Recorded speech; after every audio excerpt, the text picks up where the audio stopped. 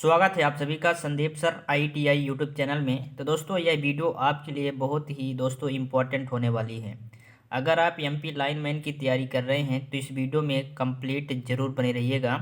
दोस्तों मैं ऐसे क्वेश्चन इस वीडियो में लेकर आया हूं दोस्तों, जो MP लाइनमैन के दोस्तों जो पिछले एग्ज़ाम हुए हैं उनमें पूछे गए हैं। और दोस्तों अदर एग्ज़ाम जो है इसमें इलेक्ट्रिकल आते हैं, इलेक्ट्रीशियन हो गया, जैसे वायरमैन हो गया, ठीक है।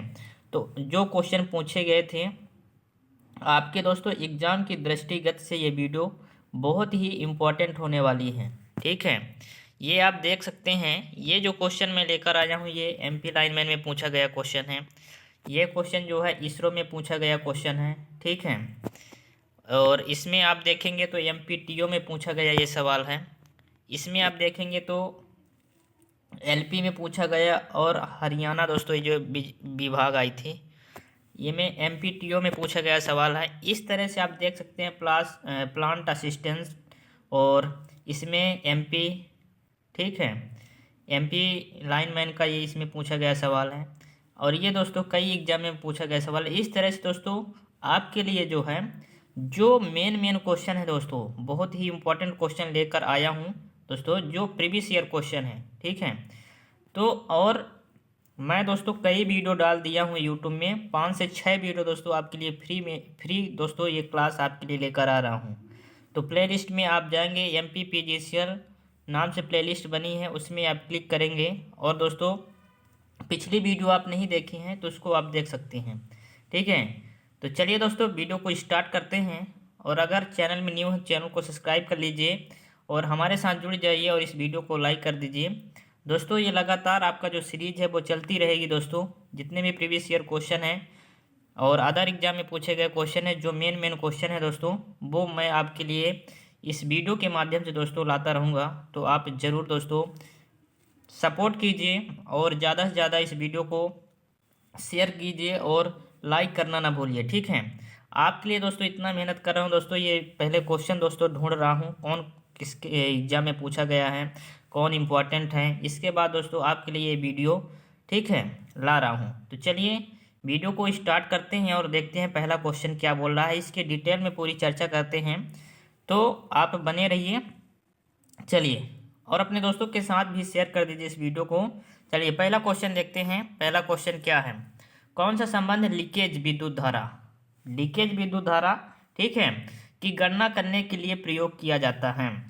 ये दोस्तों इस संबंध दिया गया है, ऑप्शन में आप देख सकते हैं, बोला गया है लीकेज विद्युत धारा की गणना करने के लिए। तो कौन सा जो संबंध है वो लीकेज विद्युत धारा की गणना करने के लिए दोस्तों सही है। इनमें से पहला ऑप्शन दिया गया है I बराबर दोस्तों E/R।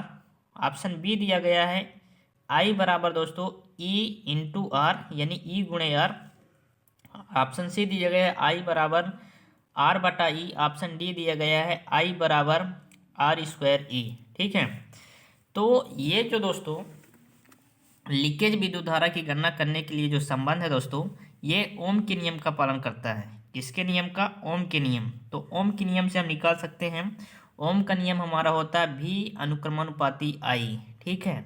ये धारा जो है वोल्टेज के अनुक्रमानुपाती होता है, ठीक है। तो ये हमारा जो हो जाएगा V बराबर दोस्तों IR हो जाएगा। ये आप सभी को पता है, ये ओम का नियम है, ठीक है। तो इसमें से हम धारा निकालते हैं, क्या निकालते हैं? धारा। तो धारा I बराबर हो जाएगा दोस्तों V/R। क्या हो जाएगा? V/R। या हम इसको लिख सकते हैं V की जगह हम दोस्तों E भी लिख सकते हैं। क्या लिख सकते हैं? E, ठीक है। तो E/R हो जाएगा। तो चलिए देखते हैं कौन से ऑप्शन में दिया गया है। तो ऑप्शन नंबर ए में दिया गया, आप देख सकते हैं I बराबर दोस्तों E/R। तो ऑप्शन नंबर ए हमारा सही जवाब हो जाएगा। क्या होगा? ऑप्शन नंबर ए इस क्वेश्चन का सही जवाब हो जाएगा। चलिए अगला क्वेश्चन देखते हैं। दोस्तों जितने भी क्वेश्चन आएंगे पूरी डिटेल में दोस्तों चर्चा करूंगा। थोड़ा वीडियो लंबी हो सकती है, ठीक है। आपको पेशेंस रखना है और कॉन्सेप्ट दोस्तों आपको सीखना है, ठीक है। अगर आप दोस्तों कॉन्सेप्ट सीखे रहेंगे दोस्तों, आपको जो परीक्षा हाल में उसमें आपको काफ़ी हेल्प मिलने वाली है। दोस्तों इस वीडियो में न्यूमेरिकल क्वेश्चन भी देखने वाला हूँ, ठीक है। तो आप बने रहिए। चलिए अगला क्वेश्चन देखते हैं। अगला क्वेश्चन आपके सामने है, किसी खुले सर्किट में सर्किट प्रतिरोध तथा धारा के प्रवाह का मान क्रमशः क्या होगा। तो चलिए खुले में आपको बताना है, प्रतिरोध पूछा गया है। ठीक है, क्या पूछा गया है, प्रतिरोध। प्रतिरोध जो होता है दोस्तों, प्रतिरोध उसमें पूछा गया है खुला में। इसमें अगर सर्किट क्या हो, खुला हो। ठीक है, खुले सर्किट में प्रतिरोध तथा धारा के प्रवाह का मान। दोस्तों खुला में दोस्तों प्रतिरोध बताना है और धारा के प्रवाह का मान बताना है। धारा क्या होगी, क्या बताना है, धारा भी बताना है क्या होगी। तो चलिए ऑप्शन देखते हैं दोस्तों। 0 दिया गया है, ठीक है, और इनडिफाइंड दिया गया है। ये 0 दोस्तों इनडिफाइंड होगा, ठीक है, अनंत। इसमें 0 0 दिया गया है और अनंत दिया गया है, और 0 दिया गया है, 1 और 0 दिया गया है। तो इसका जो सही जवाब होगा दोस्तों क्या होगा, जो खुले सर्किट में होता है, क्या होता है, प्रतिरोध। प्रतिरोध जो खुला सर्किट में होता है दोस्तों, वो होता है अनंत। कितना होता है, अनंत, यानी इनडिफाइंड होता है। ठीक है, अगर शॉर्ट सर्किट बोल दें, क्या बोल दें, शॉर्ट सर्किट, तो शॉर्ट सर्किट में दोस्तों जो प्रतिरोध होता है वो होता है 0 होता है। क्या होता है, 0 होता है। शॉर्ट सर्किट में अगर बोला जाए तो 0 होता है, और अगर खुला सर्किट है तो उसमें अनंत होगा। ठीक है, ये आपको ध्यान में रखना है। और दोस्तों खुले सर्किट में जो धारा होगी, धारा क्या होगी दोस्तों, धारा हो जाएगी दोस्तों, क्या होगा, धारा जो हमारी हो जाएगी वो होगी 0। क्या होगी, 0।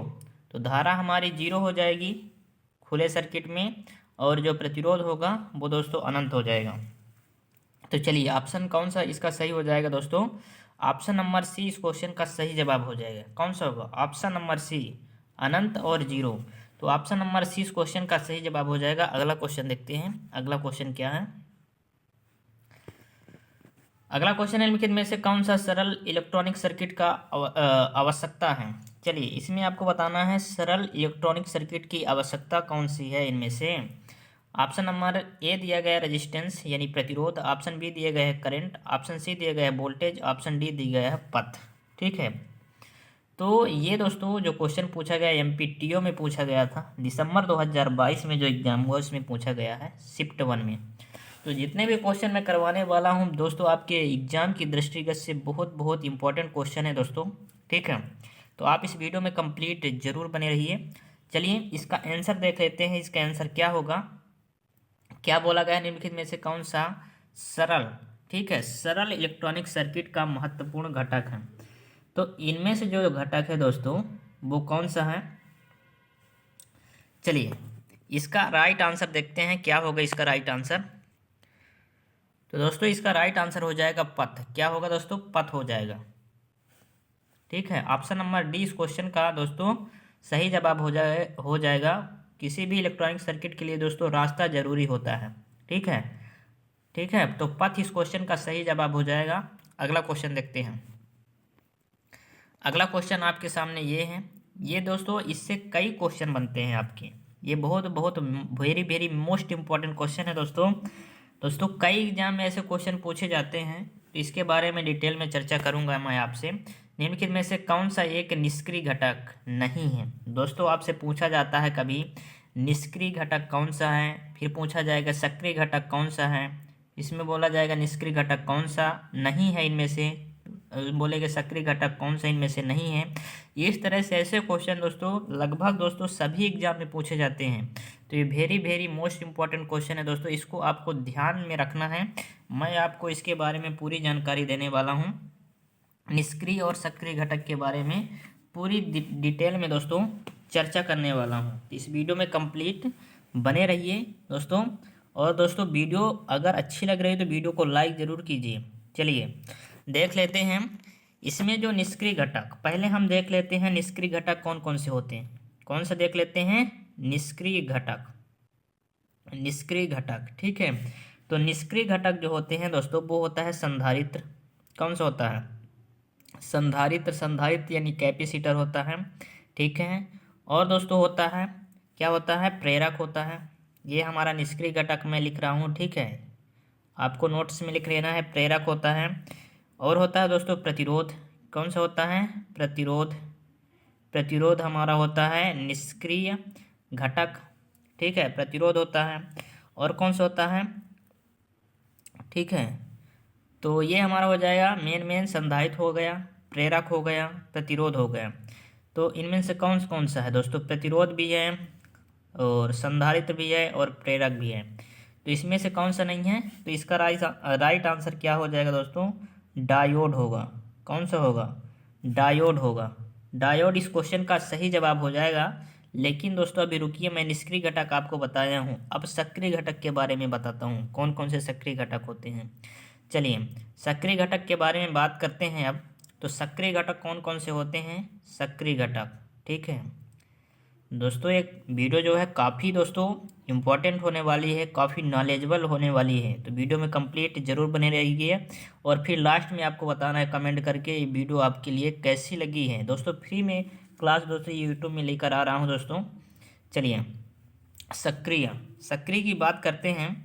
तो सक्रिय घटक हमारा हो जाएगा पहला डायोड हो जाएगा। कौन सा हो जाएगा? डायोड।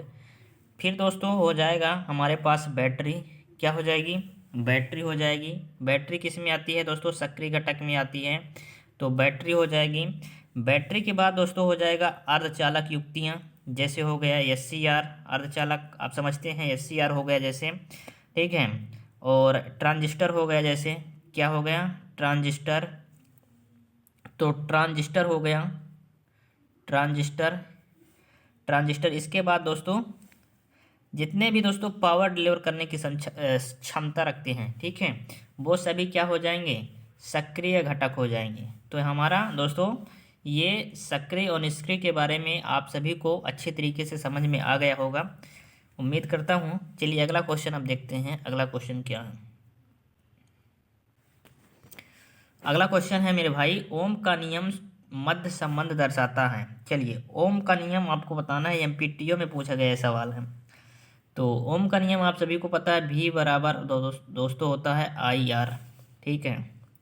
इसमें पूछा गया है ओम का नियम मध्य संबंध दर्शाता है, किसके मध्य संबंध? तो पहली बात तो वोल्टेज, किसके संबंध? वोल्टेज। फिर हो जाएगा धारा हो जाएगा, और दोस्तों लास्ट में हो जाएगा प्रतिरोध। क्या होगा? प्रतिरोध। तो किसके मध्य दर्शाती हैं? वोल्टेज, धारा और प्रतिरोध के मध्य। किस ऑप्शन में दिया गया? पहला ऑप्शन में दिया गया शक्ति, ऊर्जा तथा वोल्टेज, ऊर्जा आ गया खत्म, शक्ति, ऊर्जा तथा धारा खत्म, ठीक है। दिया गया वोल्टेज भार का प्रतिरोध तथा धारा। दोस्तों इसमें प्रतिरोध भी आ रहा है, धारा भी आ रहा है और वोल्टेज भी आ रहा है, ठीक है। तो इसमें तीनों आ रहे हैं, तो ऑप्शन नंबर कौन सा हो जाएगा हमारा सही जवाब? तो ऑप्शन नंबर दोस्तों इस क्वेश्चन का सही जवाब क्या हो जाएगा? Option number C. कौन सा होगा? Option number C. Option D में दिए गए ऊष्मा विभवांतर ऊर्जा, ये दोस्तों नहीं होगा, ठीक है। तो ऑप्शन नंबर सी इस क्वेश्चन का सही जवाब हो जाएगा। कौन सा होगा? ऑप्शन नंबर सी हो जाएगा मेरे भाई, ठीक है। चलिए अगला क्वेश्चन देखते हैं। अगला क्वेश्चन क्या है? अगला क्वेश्चन पूछा गया है, ओम के नियम हेतु सही संबंध का चयन करें। चलिए इसको आपको कमेंट में आंसर बताना है, क्या होगा इसका सही जवाब? क्या बोला गया है? ओम के नियम हेतु सही संबंध का चयन करें। अभी दोस्तों मैं आपको ओम का नियम बताया हूँ, तो इसमें आपको बताना है ओम के नियम हेतु सही संबंध कौन सा होगा। प्लांट असिस्टेंट इलेक्ट्रिकल में पूछा गया सवाल है दोस्तों, और सेंटर पावर में। चलिए V बराबर दोस्तों होता है IR, ये आप सभी को पता है, V बराबर IR किसी भी ऑप्शन में नहीं दिख रहा है। तो इससे एक और सूत्र निकलेगा, अगर आपको I ज्ञात करना है यानी धारा ज्ञात करना है तो V बटा R हो जाएगा। इसको इधर भेजेंगे तो क्या हो जाएगा? V बटा R। अगर मुझे R निकालना है तो क्या करेंगे? इसको इधर भेज देंगे तो V बटा क्या हो जाएगा? I, ठीक है। तो चलिए कौन सा क्वेश्चन इसका सही होगा? R बराबर दोस्तों V बटा I क्या दिया गया है? R बराबर V बटा I दोस्तों दिया गया है, दिया गया ना। तो यही क्वेश्चन आपका ऑप्शन सही हो जाएगा इस क्वेश्चन का, R बराबर V बटा I। कौन सा ऑप्शन सही होगा मेरे भाई? तो ऑप्शन नंबर ए इस क्वेश्चन का सही जवाब हो जाएगा। R बराबर VI दोस्तों ये नहीं होता, गलत हो जाएगा। C बराबर VR ये भी नहीं होता, गलत हो जाएगा। D बराबर ये भी नहीं होगा, I²R वो V बराबर। तो चलिए ऑप्शन नंबर ए इस क्वेश्चन का सही हो चुका है हमारा। चलिए अगला क्वेश्चन अब देखते हैं। अगला क्वेश्चन क्या है? अगला क्वेश्चन ये आपके सामने है, चलिए इसका आंसर बताने का प्रयास कीजिए। ओम के नियम में अनुपातिकता का स्थिरांक क्या है? तो चलिए ओम का नियम आप देखे होंगे, भी अनुक्रमानुपाती आई होता है। ये दोस्तों ओम का नियम होता है। जब इसको हम बराबर में करते हैं तो आई बराबर आर। दोस्तों आर जो होता है वो क्या होता है? हमारा अनुपातिकता का स्थिरांक होता है। ये हमारा आर जो होता है स्थिरांक होता है। आर को हम बोलते हैं प्रतिरोध। क्या बोलते हैं? प्रतिरोध बोलते हैं दोस्तों। तो हमारा जो प्रतिरोध है वो क्या होगा? स्थिरांक होता है। तो ऑप्शन नंबर ए है प्रतिरोध, ऑप्शन बी है वोल्टेज, ऑप्शन सी है विद्युत धारा, ऑप्शन डी है चालकता। तो दोस्तों हमारा कौन सा है? स्थिरांक प्रतिरोध है। तो ऑप्शन नंबर ए इस क्वेश्चन का सही जवाब हो जाएगा। चलिए अगला क्वेश्चन देखते हैं। अगला क्वेश्चन क्या है? अगला क्वेश्चन है मेरे भाई, निम्न में से क्या ओम के नियम का पालन नहीं करता? इनमें से कौन से दोस्तों ओम के नियम का पालन नहीं करता? ऑप्शन ए है अर्धचालक नहीं करते, ऑप्शन बी है ट्रांजिस्टर, ऑप्शन सी है थर्मिस्टर, ऑप्शन डी है वैक्यूम ट्यूब, ऑप्शन नंबर ई है इन सब। तो चलिए आपको बताना है इनमें से कौन से ओम के नियम का पालन नहीं करते हैं। क्या बताना है दोस्तों आपको?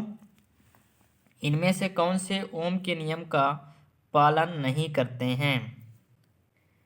ठीक है, तो इनमें से चलिए आपको बताना है ओम के नियम का पालन कौन नहीं करता है।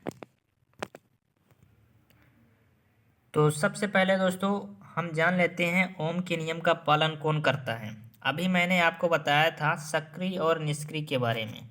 तो निष्क्रिय वाले दोस्तों जितने हैं, ठीक हैं, निष्क्रिय वाले वो दोस्तों सभी क्या करते हैं? ओम के नियम का पालन करते हैं। और जितने दोस्तों सक्रिय वाले हैं वो ओम के नियम का पालन नहीं करते हैं। ये आपको बात ध्यान में रखनी है। जितने सक्रिय घटक हैं, ठीक है, वो ओम के नियम का पालन नहीं करते हैं। जितने निष्क्रिय हैं वो ओम के नियम का पालन करते हैं। तो इसमें ऑप्शन में देखेंगे दोस्तों जो हैं वो सभी सक्रिय घटक है, अर्धचालक, ट्रांजिस्टर, थर्मिस्टर, ठीक है। इसमें आप देखेंगे दोस्तों तो जो होता है रेखीय अवयव पर लागू होता है। ये रेखीय और अरेखीय। रेखीय में होता है प्रतिरोध, ठीक है, प्रतिरोध हो जाएगा। और कौन सा हो जाएगा? प्रेरक और हो जाएगा संधारित्र यानी कैपेसिटर, सी से लिख देते हैं, ठीक है। तो ये हमारे कौन से हैं? ये निष्क्रिय घटक थे, ठीक है। और इसको हम बोलेंगे रेखीय अवयव। क्या बोलेंगे? रेखीय अवयव। और जितने ये दिए गए दोस्तों ये अरेखीय अवयव हैं, अर्धचालक, ट्रांजिस्टर, थर्मिस्टर, वैक्यूम ट्यूब, ठीक है। तो चलिए इसका सही जवाब क्या हो जाएगा? इन सब। दोस्तों इनमें से कोई भी पालन नहीं करता, ठीक है। तो ऑप्शन नंबर ई इस क्वेश्चन का सही जवाब हो जाएगा। दोस्तों ये एमपी लाइनमैन में पूछा गया सवाल है। अगला क्वेश्चन, ये दोस्तों बहुत वेरी मोस्ट इम्पोर्टेंट क्वेश्चन है। चलिए मोस्ट इम्पोर्टेंट क्वेश्चन है, देख लीजिए आप कितने एग्जाम में पूछा गया है। प्लांट असिस्टेंट दोस्तों सभी एग्जाम में ये दोस्तों पूछा गया सवाल है। बहुत एमपी लाइनमैन सभी एग्जाम में दोस्तों पूछा गया सवाल है। चलिए इसको आप देख लीजिए। एक बंद परिपथ में ईएमएफ, इलेक्ट्रोमोटिव फोर्स, ईएमएफ दोस्तों, ईएमएफ का फुल फॉर्म होता है इलेक्ट्रोमोटिव फोर्स, मतलब विद्युत वाहक बल, ठीक है, का बीजीगणितीय योग परिपथ के प्रतिरोधों के विभवपात के बीजीगणितीय योग के बराबर होता है। किसकी व्याख्या करता है? दोस्तों इसको आपको बताना है ये किसका नियम है। एक बंद परिपथ में विद्युत वाहक बल का बीजीगणितीय योग परिपथ के प्रतिरोध के विभवपात के बीजीगणितीय योग के बराबर होता है। यह किसका नियम है? ऑप्शन ए है फ्लेमिंग वामास्त नियम, ऑप्शन दोस्तों ये बी हो जाएगा। तो लेंज का नियम, ऑप्शन ये बी हो जाएगा दोस्तों, ये एफसी हो जाएगा। किरचॉफ का दूसरा नियम और ऑप्शन डी है किरचॉफ का पहला नियम। तो ये किसका नियम है दोस्तों? चलिए आपको बताना है। क्या बोला गया है? एक बंद परिपथ में ईएमएफ बीजीगणितीय योग परिपथ के प्रतिरोधों के विभवपात के बीजीगणितीय योग के बराबर होता है। तो ये जो नियम है दोस्तों वे किसका है? किरचॉफ का दूसरा नियम। किसका नियम? किरचॉफ का दूसरा नियम। ऑप्शन नंबर सी इस क्वेश्चन का सही जवाब हो जाएगा। कौन सा होगा? किरचॉफ का दूसरा नियम। किरचॉफ के दूसरे नियम को हम बोलते हैं KVL। क्या बोलते हैं? KVL, Kirchhoff voltage law. ठीक है। और दोस्तों पहले नियम का बोलते हैं KCL, किरचॉफ करंट लॉ। क्या बोलते हैं? Kirchhoff current law.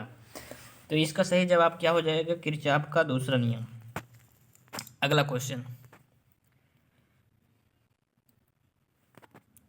अगला क्वेश्चन ये है आपके पास, किसी जंक्शन में प्रवेश करने वाली और उसके बाहर निकलने वाली सभी धाराओं का बीजगणितीय योग शून्य होना चाहिए, यह कथन निम्न में से परिभाषित है। तो ये कथन किसका है दोस्तों?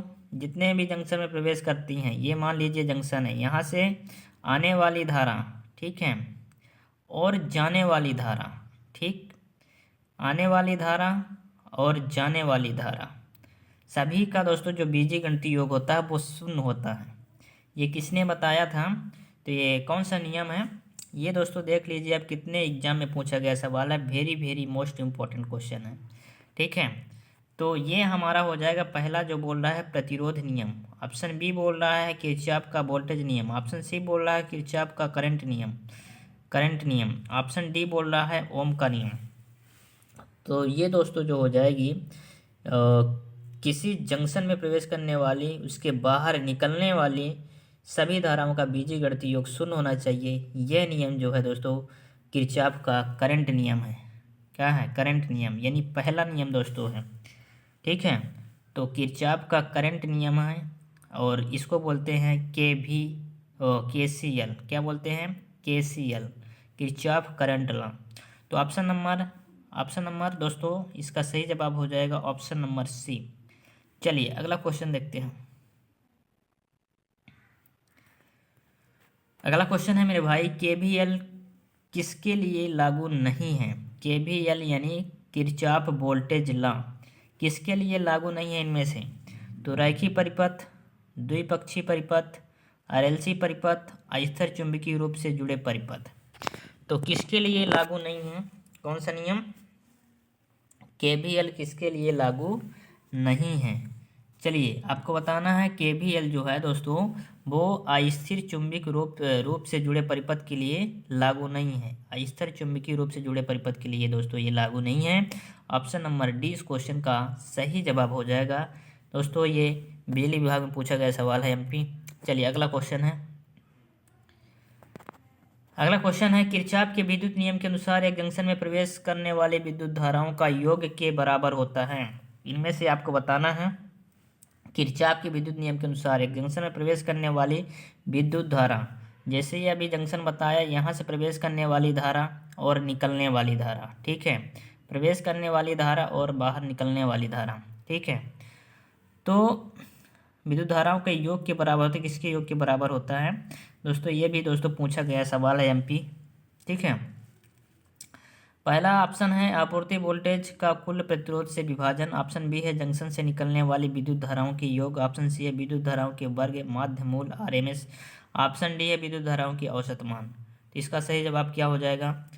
चलिए इसका सही जवाब आपको बताना है। सही जवाब इसका क्या होगा?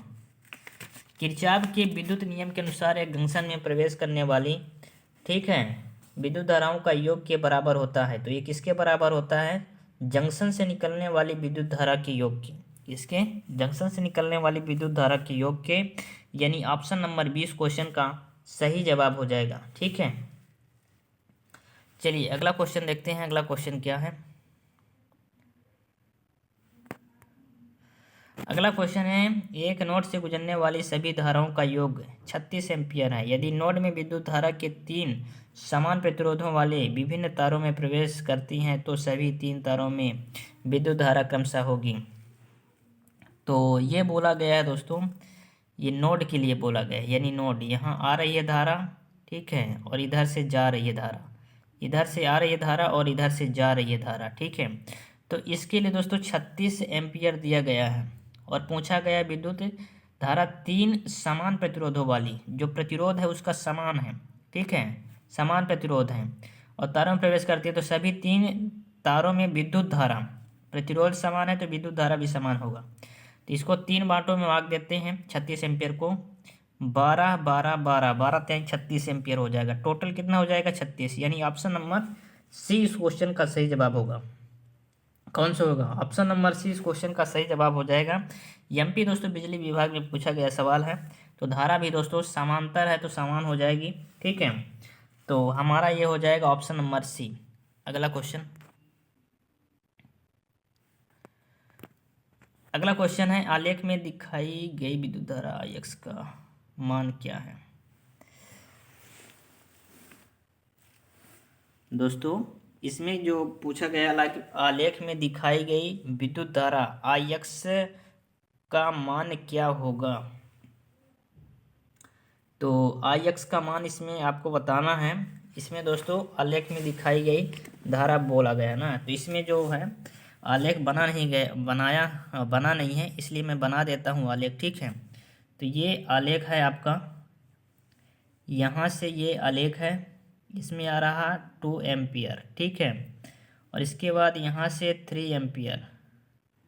ठीक, 3 एम्पियर, 3 एम्पियर।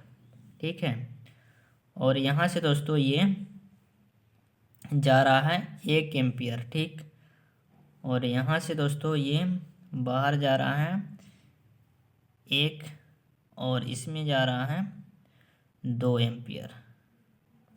ठीक है, तो हमसे पूछा गया है Ix यहाँ दिखाया गया है। ठीक है, ये हमारा Ix है। कौन सा है?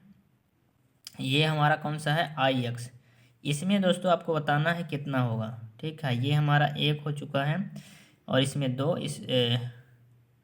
और इसमें भी 2 एम्पियर, इसमें 3 एम्पियर। ठीक है, तो किरचॉफ के नियम लगाते हैं इसमें। कौन सा नियम? किरचॉफ के करंट नियम, KCL को लगाते हैं, KCL। ठीक है, KCL इस वाले दोस्तों क्वेश्चन में लगाते हैं। तो क्या हो जाएगा दोस्तों? किरचॉफ के KCL नियम लगाते हैं तो क्या होगा? ये हमारा हो जाएगा आने वाली जाने वाली धारा ना, तो ये दोस्तों जा रही है नोड तरफ की, ये जा रही है ना, तो सभी धारा को जोड़ लेते हैं आपस में। जितनी भी धारा जा रही हैं उसको जोड़ लेते हैं। ठीक है, और जितनी भी धारा दोस्तों क्या है, निकल रही हैं, मतलब लोड से बाहर जा रही हैं, उसको माइनस करते हैं। यही हमारा नियम कहता है KCL का। तो चलिए सबसे पहले धारा को जोड़ लेते हैं, तो हो जाएगा 2 प्लस इसमें आ जाएगा 3 प्लस 1।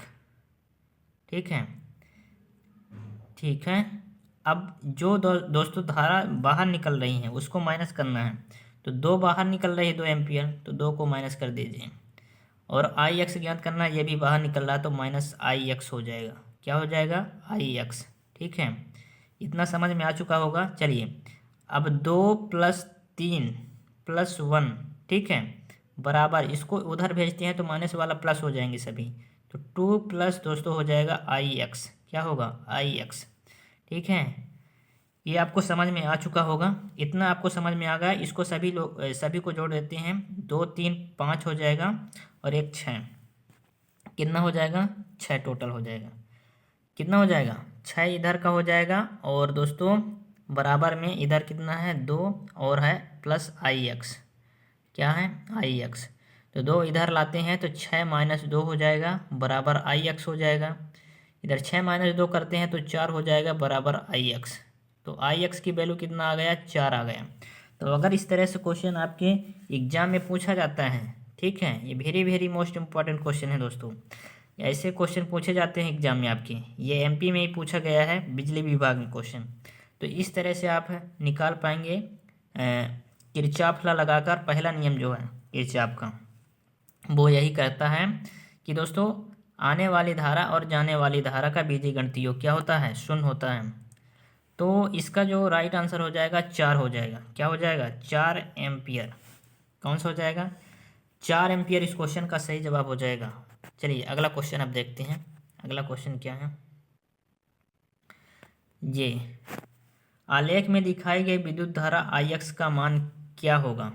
ठीक है, इसमें दोस्तों डायग्राम बना था। चलिए कोई बात नहीं, मैं उसमें आपको समझा दिया हूँ। तो इसका भी आंसर क्या हो जाएगा? 4 एम्पियर। ठीक है, इसका मैं डायग्राम उस वाले क्वेश्चन में थोड़ा मिसिंग था, इसलिए इसमें डायग्राम बना था दोस्तों। चलिए ये हमारा राइट आंसर हो जाएगा। इसको अभी पिछले क्वेश्चन में दोस्तों हल किया हूँ। चलिए अगला क्वेश्चन देखते हैं। अगला क्वेश्चन है 6 ओम प्रत्येक के 3 प्रतिरोध के समांतर में जुड़े हुए हैं। 6 ओम के दोस्तों ये प्रतिरोध जो हैं किस में जुड़े गए हैं? समांतर में। किस में जुड़े गए हैं? समांतर में। चलिए इनको हम समांतर में जोड़ते हैं। पहले किस में जोड़ते हैं? 3 प्रतिरोध दोस्तों समांतर में जोड़ना है आपको। चलिए इसको जोड़ते हैं। पहले सबसे पहले सर्किट को तैयार करते हैं। ठीक है, तो सबसे पहले हमको क्या जोड़ना है? 6 ओम के प्रत्येक के 3 प्रतिरोध समांतर में जुड़े हैं, मतलब 6 ओम समांतर में जोड़ना है 3। ठीक है, तो 6 दोस्तों हो जाएगा। पहला प्रतिरोध जोड़ते हैं, ये हो जाएगा पहला, ये हो जाएगा दूसरा, ये हो जाएगा हमारा तीसरा। 3 टोटल हो चुके हैं प्रतिरोध। ये सभी 6 के हैं। कितने के हैं? 6। ठीक है, अब क्या करते हैं? इसको बोला गया है, आगे पढ़ते हैं। अब क्या करते हैं? आगे पढ़ते हैं। आगे बोला गया है दोस्तों कि यह संयोजन 3 ओम के प्रतिरोध के साथ श्रेणी में जुड़ा है। तो श्रेणी में 3 ओम के साथ जुड़ा है, तो इसको हम श्रेणी में जोड़ देते हैं 3। ठीक है, 3 ओम के। ठीक है, श्रेणी में जुड़ा है। श्रेणी में जुड़ा है।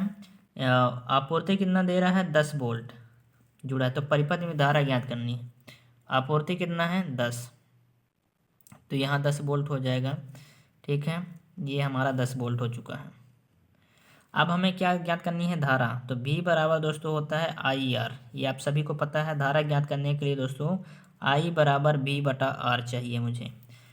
तो V हमारे पास है 10 वोल्ट, इसको ज्ञात करने की ज़रूरत नहीं है। ठीक है, कितना है? 10 वोल्ट है। ये हमारे पास है V। तो V का मान हमारे पास है, हमें ज्ञात करना है अभी R का मान। तो सबसे पहले ये समांतर में है, तो दोस्तों इसको हल करते हैं। तो इसको जब आप हल करेंगे तो 1 दोस्तों आ जाएगा 6 प्लस 1/6 समांतर में है, क्योंकि समांतर का फार्मूला होता है। ठीक है, तो 1 बटा दोस्तों R बराबर हो जाएगा 1/R1 प्लस 1/R2 1/R3। तो इस सभी को मान मैं रख दिया हूँ। इसके बाद दोस्तों आपको एलसीएम लेना है इन तीनों का। तो 6 आ जाएगा इनका एलसीएम। इसके बाद क्या आ जाएगा? 6 में 6 का भाग देंगे तो 1 आ जाएगा, ऊपर गुणा कर देना है। तो 1 प्लस 1 प्लस 1। ठीक है, तो कितना आ जाएगा? 3 दोस्तों आ जाएगा 6। अब क्या है? 1/R है, तो R का हमें मान ज्ञात करना है, तो इसको उल्टा करना पड़ेगा। तो R को ऊपर भेज देंगे। ठीक है, R को ऊपर भेजेंगे तो इसका भी उल्टा करना पड़ेगा, यानी 6/3 हो जाएगा ये। तो 3 6/3 हो गया, तो 3 से इसको काट देंगे, 3 दूनी 6, मतलब R का मान कितना आ गया है? 2। ठीक है, अब हमारे पास R का मान आ चुका है और V का मान हमारे पास दिया गया है। R का मान दोस्तों आ चुका है 2, V का मान हमारे पास दिया गया था 10 वोल्ट। ठीक है, अब दोस्तों हमें ज्ञात करना है I। तो V बराबर दोस्तों होता है IR। तो I बराबर क्या होगा? V/R। V/R हो जाएगा, इसको इधर भेज देंगे। तो V हमारे पास कितना है? 10। ठीक है, R हमारे पास कितना है? 2। इसको काट देंगे, 2 से 2 पंचे 10, यानी 5 आ जाएगा। I जो आएगा दोस्तों, I कितना आ जाएगा? 5 आ जाएगा। कितना आ जाएगा? 5। ठीक है, अभी हमारे पास दोस्तों I जो है वो 5 आया है। तुल्य प्रतिरोध कितना आया है? 5। तो हमें अभी इसको ज्ञात नहीं करना है। हमारे पास 3 भी दिया गया था श्रेणी में, इसको भी जोड़ना पड़ेगा। तो 2 और प्लस 3 इसको करना पड़ेगा। ठीक है, इसके बाद दोस्तों ज्ञात करना है। तो 3 2 कितना हो जाएगा? 5। कितना हो जाएगा? 5 हो जाएगा। अब दोस्तों हमें ज्ञात करना है, तो R का मान हमारे पास कितना हो जाएगा? 5। अभी मैं दोस्तों 3 ओम को नहीं जोड़ा था, इसलिए दोस्तों इसको आपको जोड़ के करना है, तब राइट आंसर आएगा। ठीक है, तो R बराबर दोस्तों 5 हो जाएगा। तो V बराबर हमारे पास 10 है और 10/5 हो जाएगा। ठीक है, तो 5 दूना कितना हो जाएगा? 10। 5 दूना 10, तो हमारे पास क्या आ जाएगा? 2 एम्पियर आ जाएगा। ऑप्शन नंबर दोस्तों क्या आ जाएगा? C। ये हमारे पास B है और ये हमारे पास C है, टाइपिंग मिस्टेक है। तो ऑप्शन नंबर C इस क्वेश्चन का सही जवाब हो जाएगा 2 एम्पियर। ठीक है, उम्मीद करता हूँ दोस्तों ये आपको समझ में आ चुका होगा। मैं सबसे पहले ये जो 6 थे दोस्तों समांतर में, इसका दोस्तों मान निकाला तो कितना आया था? 2 आया था।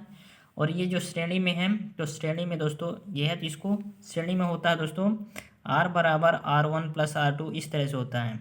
तो R1 में हमने 2 रखा और R2 में हमने 3 रखा, तो हमारे पास 5 दोस्तों आ चुका है R का मान। हमारे पास V का मान दोस्तों 10 दिया गया था, तो V I बराबर होता है V बटा R। तो V यानी वोल्टेज 10 है और R यानी दोस्तों प्रतिरोध 5 है, तो 5 रख दिया, इसके बाद काट दिया, तो दोस्तों 2 एम्पीयर आ चुका है। उम्मीद करता हूँ दोस्तों ये क्वेश्चन आपको समझ में आ चुका होगा। चलिए अगला क्वेश्चन अब देखते हैं।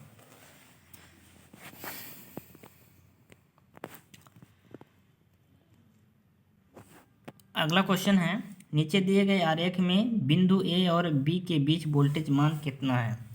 तो बिंदु ए ये दिया गया है, बिंदु बी ये दिया गया है। दोस्तों यहाँ पास बैटरी लगाई गई है, लेकिन दोस्तों ये सर्किट जो है खुला है। आप देख सकते हैं ए और बी से दोस्तों ये सर्किट क्या है, खुला है। तो जब वोल्टेज का मान इसमें दोस्तों सर्किट खुला हो तो वोल्टेज का मान वही रहेगा, तो इसमें क्या हो जाएगा 100 वोल्ट हो जाएगा। कितना हो जाएगा 100 वोल्ट। 100 वोल्ट दोस्तों इसका हो जाएगा ऑप्शन नंबर बी। ठीक है। अगर इसमें प्रतिरोध पूछते तो दोस्तों जब खुला है तो दोस्तों अनंत हो जाता है। क्या होता है, अनंत। और दोस्तों अगर शॉर्ट सर्किट होता, ठीक है, अगर दोस्तों इस तरह से शॉर्ट सर्किट होता, ठीक, तो ये हो जाता दोस्तों जीरो। प्रतिरोध क्या होता है, जीरो। तो शॉर्ट सर्किट में दोस्तों जीरो होता है और अनंत में दोस्तों क्या होता है, वो खुला परिपथ में दोस्तों होता है प्रतिरोध अनंत। चलिए वोल्टेज में कोई परिवर्तन नहीं पाएगा, वोल्टेज वही रहेगा। ठीक है, तो 100 वोल्ट इसका हो जाएगा। अगला क्वेश्चन है,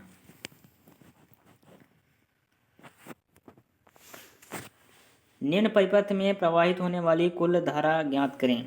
चलिए इसमें आपको धारा ज्ञात करनी है, टोटल कितनी धारा इसमें से प्रवाहित हो रही है। तो ये हमारे पास पैरेलल में लगा हुआ है दोस्तों ये, ठीक है। 10 ओम और 10 ओम के दोस्तों ये दोनों रेजिस्टेंस लगे हुए हैं। प्रतिरोध कितने के लगे हुए हैं, 10-10 के। ठीक है, तो चलिए इसको हमको ज्ञात करना है। अब सबसे पहले क्या करना है कि इसको प्रतिरोध का मान निकालना है। तो जो पैरेलल में है दोस्तों एक प्रतिरोध हमें फाइंड करना है। वोल्टेज तो हमारे पास दिया गया है 50, अब हमें प्रतिरोध निकालना है। तो 1 दोस्तों होता है R इक्विवेलेंट, मतलब टोटल प्रतिरोध निकालना है। तो 1/R1 प्लस 1/R2 इस तरह से ये फार्मूला होता है। तो फार्मूला में आपको रखना है 1/10 हो जाएगा प्लस 1/10। इसका आप एलसीएम लेंगे तो 10 आ जाएगा। इसको आप सॉल्व करेंगे तो 1 + 1 यानी 2/10 हो जाएगा। इसका जब 1/R दोस्तों, तो इसको आप जब R का मान निकालेंगे तो ये हो जाएगा उल्टा। क्या होगा, उल्टा। तो क्या हो जाएगा 10 बटा हो जाएगा 2। ठीक है, तो 2 पंचे 10 यानी 5 आ जाएगा। तो R का मान हमारे पास आ चुका है 5। R का मान कितना आ चुका है, R का मान हमारे पास आ चुका है 5। वोल्टेज का मान हमारे पास दिया गया है 50 वोल्ट। हमें निकालना है धारा। तो ये आप पता है V बराबर दोस्तों IR होता है। धारा निकालने के लिए दोस्तों I बराबर हो जाएगा V/R। R को इधर भेजेंगे V/R। ठीक है, तो चलिए अब निकालते हैं धारा। तो सबसे पहले वोल्टेज तो 50 हो जाएगा, फिर बटा क्या है R, तो R प्रतिरोध कितना है 5। ठीक है, इसको आप काट देंगे, 5 × 5 और ये 0, यानी दोस्तों आ जाएगा 10 एम्पियर। कितना आ जाएगा, 10 एम्पियर इस क्वेश्चन का सही जवाब हो जाएगा। चलिए उम्मीद करता हूँ दोस्तों यह क्वेश्चन आपको समझ में आ चुका होगा। चलिए अगला क्वेश्चन देखते हैं। वीडियो अगर पसंद आ रही है तो वीडियो को फटाफट दोस्तों लाइक कर दीजिए, अपने दोस्तों के साथ शेयर कर दीजिए। पूरे कॉन्सेप्ट के साथ दोस्तों मैं आपको पूरी प्रयास कर रहा हूँ दोस्तों आपको सिखाने कैसे आपको क्वेश्चन फाइंड करना है। इस तरह से अगर आपका एग्जाम में क्वेश्चन आता है दोस्तों 100% ऐसे ही क्वेश्चन दोस्तों न्यूमेरिकल क्वेश्चन पूछे जाते हैं। इस तरह से सर्किट दिया जाएगा और आपसे पूछ दिया जाएगा कि धारा बताइए, वोल्टेज बताइए, मान बताइए। तो इस तरह से क्वेश्चन दोस्तों बहुत सारे एग्जाम में पूछे जाते हैं और ये वेरी मोस्ट इम्पॉर्टेंट क्वेश्चन है। तो चलिए अगला क्वेश्चन देखते हैं। अगला क्वेश्चन क्या है, अगला क्वेश्चन है दोस्तों प्रत्येक प्रतिरोध से प्रवाहित होने वाली विद्युत धारा क्या होगा। चलिए इसी तरह से दोस्तों अभी मैंने आपको सॉल्व किया। ये पैरेलल में 10 दोस्तों ओम के प्रतिरोध लगे हैं और इसमें वोल्टेज दे दिया गया है 120 वोल्ट। लेकिन दोस्तों क्या पूछा गया है इसमें, आप क्वेश्चन पढ़िए, प्रत्येक प्रतिरोधक से प्रवाहित होने वाला, यानी प्रत्येक प्रतिरोध से मतलब 10 ओम से और 10 ओम से, प्रत्येक से, तो मतलब पहले का ज्ञात कर लेते हैं। सेम दोस्तों हैं प्रतिरोध, ठीक है। तो इसमें ऐसे बोला गया कि इसमें से कितनी धारा प्रवाहित हो रही है और इसमें से कितनी धारा प्रवाहित हो रही है, मतलब अलग अलग निकालना है। अभी तो इकट्ठा निकाले थे पिछले क्वेश्चन में। अब दोस्तों क्वेश्चन क्या है, घुमा दिया गया है।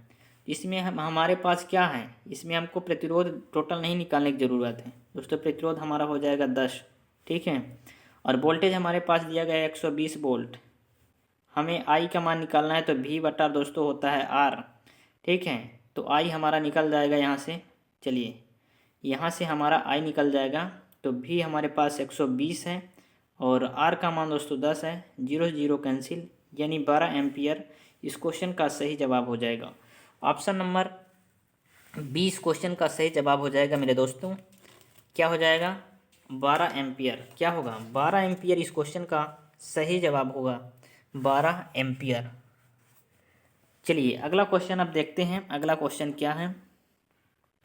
तो दोस्तों यही हमारा था लास्ट क्वेश्चन। आप देख सकते हैं ये भी क्वेश्चन दोस्तों क्या है, बिजली विभाग में पूछा गया सवाल है, ठीक है।